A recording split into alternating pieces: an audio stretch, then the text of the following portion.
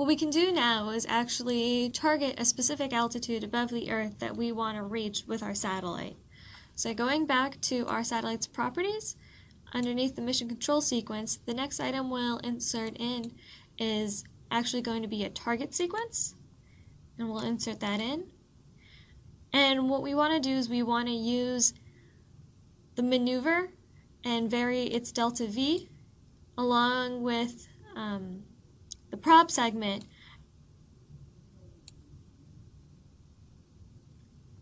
So now I've dragged and dropped these objects into the new segment, and I'm going to rename my target sequence to raise orbit.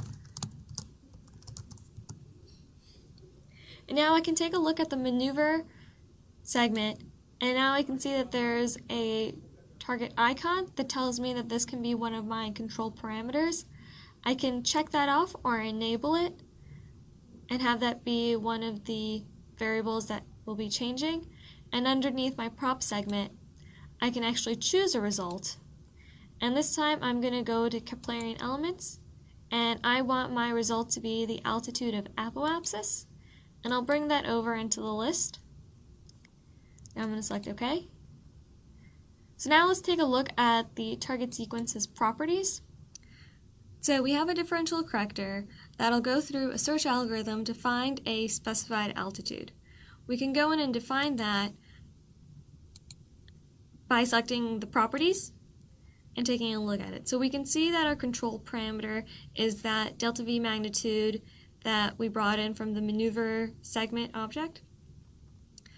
We can check off to use that in our search algorithm, and we can do the same thing down here for our result, our altitude of apoapsis.